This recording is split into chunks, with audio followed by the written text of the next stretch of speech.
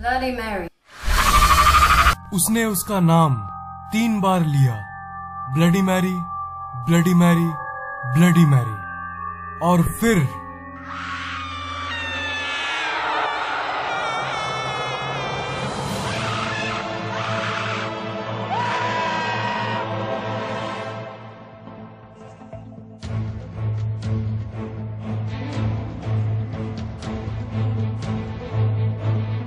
Mary. इस नाम को तो आपने पहले भी सुना होगा, पर क्या आप जानते हो कि ब्लडी मैरी की कहानियां सिर्फ कहानियां हैं या फिर सच्ची घटना? ब्लडी मैरी बिल्कुल असली है। जी हाँ, बिल्कुल असली। और इतिहास इसका सबूत है। इतिहास में इसकी पूरी जानकारी मौजूद है। ब्लडी मैरी और कोई नहीं बल्कि इंग्लैंड की रानी मैरी टूडोर थी। एक समय सच में मैरी नाम की एक लड़की थी, जिसकी मौत के बाद उसका नाम ब्लडी मैरी दे दिया गया। और इसके पीछे एक बहुत बड़ा कारण था। ब्लडी मैरी के बारे में हम जो भी सुनते हैं वो बिल्कुल सच है, और हजारों नहीं लाखों लोगों ने इसे देखा है। तो आखिर ब्लडी मैरी है क्या? ब्लडी मैरी एक आत्मा है जिसे आप रात में डेविल्स आवर यानी शैतानी घड़ी, जो कि है सुबह के 2:33 से लेकर 3:33, इस समय के बीच में आप इसे देख सकते हो। एक मोमबत्ती लेकर किसी रूम के बड़े शीशे के पास चले जाओ। आप रूम में कोई भी लाइट बल्ब या कोई भी लाइट का और कोई स्रोत हो तो उसे बंद कर दो। जलती हुई सिर्फ मोमबत्ती होनी चाहिए। उसके बाद शीशे से थोड़ी दूर खड़े हो जाओ। शीशे के तरफ चलते हुए 3 बार नाम लो, bloody Mary, bloody Mary, bloody Mary. 4 second बाद शीशे के तरफ देखना। आपको अपने ही चेहरे के ऊपर एक चेहरा दिखेगा, जिसकी आंखों से खून निकल रहा होता है और चेहरे पे एक नफरत होती है। जो मैंने आपको बताया वो एक फेमस तरीका है ब्लडी मैरी से संपर्क करने का। इसे जिन लोगों ने किया है उन्होंने ऐसी ऐसी चीजों को अनुभव किया है जो आप सोच भी नहीं सकते। इंग्लैंड के एक व्यक्ति ने कहा कि एक बार वो रात को 2:40 पे अपने घर के शीशे के पास खड़े होकर 3 बार उसने नाम लिया। उसके बाद उसने शीशे पे एक लड़की को देखा जिसकी आंखों से खून निकल रहा था। उसे ब्लडी मैरी का चेहरा दिखा।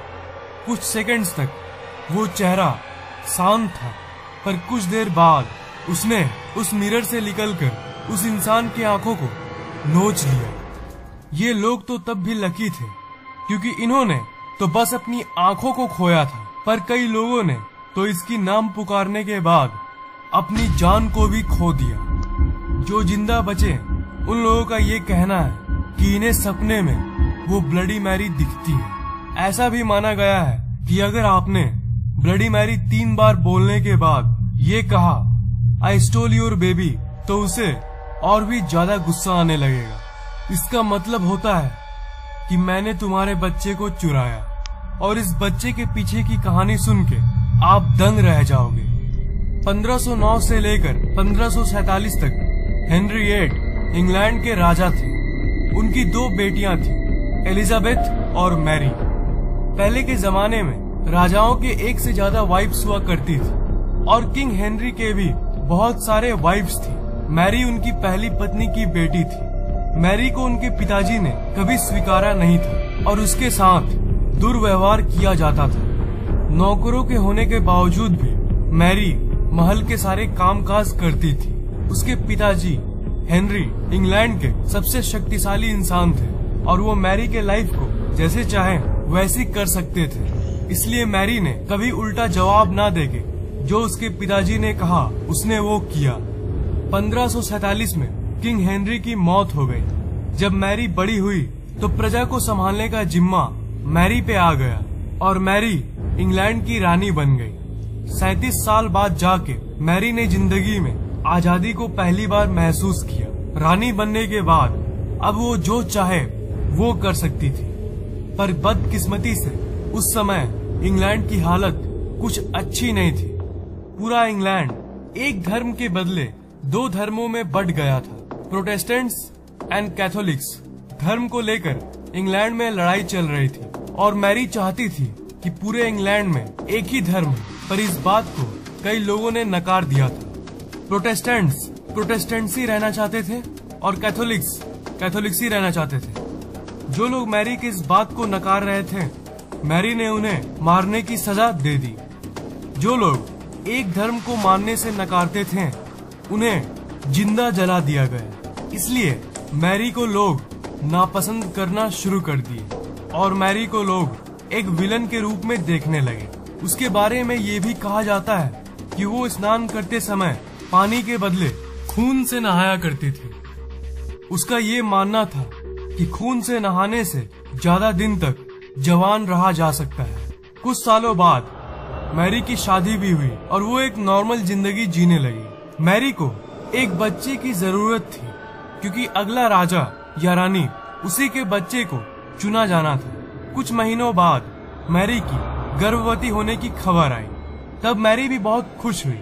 पूरा इंग्लैंड खुश था क्योंकि मैरी का बच्चा अब जन्म लेने वाला था। पर उसी समय एक बहुत अजीब सी चीज है, कोई बच्चा जन्म ही नहीं लिया। ये तो एक बहुत ही अजीब सी चीज थी। ऐसा पूरे इतिहास में पहले कभी नहीं हुआ था। मैरी की हालत कुछ महीनों तक ऐसी ही रही, पर कुछ महीने बाद जाके उसका पेट नॉर्मल हो गया। उस समय के झाड़ फूक करने वालों ने बताया कि इतने महीने तक उसके पेट में और कुछ नहीं बल्कि एक भूत निवास करता था। मैरी की छवि लोगों के मन में और भी खराब हो गई। कुछ दिन बाद एक बार फिर से उस चुड़ैल ने उसके पेट में निवास करना शुरू कर दिया। फिर से वो गर्भवती हुई, पर कोई बच्चा नहीं हुआ। कुछ दिन बाद मैरी की मौत हो गई। मैरी की छवि पहले से ही ठीक नहीं थी और उसके चाल चलन के चलते लोग उसे निर्दयी मानते थे क्योंकि वो लोगों को जिंदा जला डालती थी और खून से नहाया भी करती थी। जब वो घोस्ट चुड़ैल उसके पेट में गई और कोई बच्चा नहीं हुआ तो लोगों ने मैरी को शापित घोषित कर दिया और इसी के चलते उसका नाम पड़ा ब्लडी मैरी। उसके मरने के बाद वो राजगद्दी उसकी बहन एलिजाबेथ को मिल गई। इस कहानी से हमें ये पता चलता है कि मैरी इंग्लैंड की सबसे बदकिस्मत रानियों में से एक थी। और जो मैंने शुरू में आपको बताया कि अगर आप शीशे के सामने खड़े होकर ये बोलोगे कि आई स्टोल योर बेबी, तो उसे और ज्यादा गुस्सा आने लगेगा। उसके पीछे की कहानी आपको पता चल गई है। मैरी एक बच्चे को चाहती थी और उसकी वो चाह मरने के बाद भी अधूरी रही और वो चाह इतनी शक्तिशाली है कि उसकी आत्मा आज भी मौजूद है। और अगर शीशे के सामने आप बोलोगे कि आई स्टोल योर बेबी, तो शायद ही आपकी जान बचे। अगर आपको एक्सप्लोर करना है तो आप 3 बार ब्लडी मैरी बोल के उसे देख सकते हो, पर भूल कर भी आई स्टोल योर बेबी मत बोलना। क्या आप रात को 2:33 से लेकर 3:33 के बीच के समय में शीशे के सामने जाकर 3 बार ब्लडी मैरी बोलना चाहोगे? नीचे कमेंट जरूर करना।